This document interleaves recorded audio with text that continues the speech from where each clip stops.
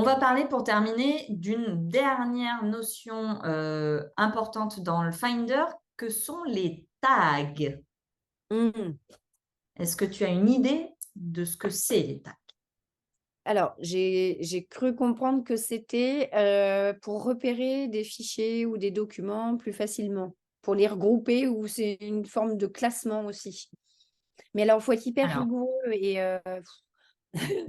voilà, ça fait un truc en plus. J'ai l'impression, moi, pour l'instant, au départ, je me dis: «Ah ouais» et en fait, je me rends compte que si on le fait pas, du coup, le document en question qu'on cherche, bah, du coup, il apparaît pas et en fait, pour moi, pour l'instant, c'est une contrainte. Alors j'avais commencé à le faire et puis j'ai abandonné. alors, je suis d'accord avec toi que ce n'est pas fait pour tout le monde. Ou alors, ce n'est pas fait à un certain moment de son classement. C'est-à-dire que C'est ça. logiquement, au démarrage, vous n'allez pas ressentir le besoin de compléter ce que vous aurez classé par dossier. Mais malgré tout, le tag peut servir dans des cas de figure bien particuliers et je vais vous citer lesquels. Il y a des fichiers qu'on va ranger à différents endroits et parfois on se dit: «Ah, j'aimerais bien les avoir tous ensemble», en fait, les visualiser tous ensemble. Ça peut être des factures, ça peut être, moi je l'utilise beaucoup pour mes réseaux sociaux ça, le tag. Pour voir tous les posts que j'ai faits, que ce soit des posts LinkedIn, des posts Instagram et cetera. Ça me sert aussi beaucoup pour mes gestions de clients. Voilà, pour chacun de mes élèves, j'ai une fiche que j'ai appelée protocole qui est rangée dans le dossier de l'élève.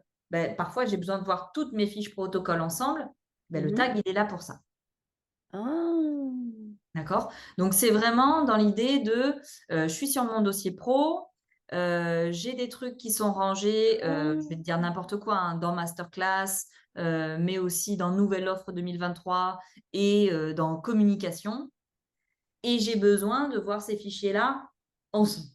Ah, ça vient de s'illuminer parce que ça fait, bah, oui, des fois, il y a des trucs qu'on a envie d'avoir dans plusieurs dossiers en même temps et fait: «Beh, oui, mais non, il faut choisir une façon de faire, il faut choisir un classement» et C'est du coup, ça. c'est parfois, on a l'impression que notre classement, il est bloqué. Ouais, Alors qu'en fait, non, du coup, avec le tag, effectivement, ça y est, bah, je viens de comprendre toute l'utilité du tag. OK. génial. Donc, typiquement, je reviens sur les réseaux sociaux parce que pour moi, c'est l'utilité vraiment maximum du tag.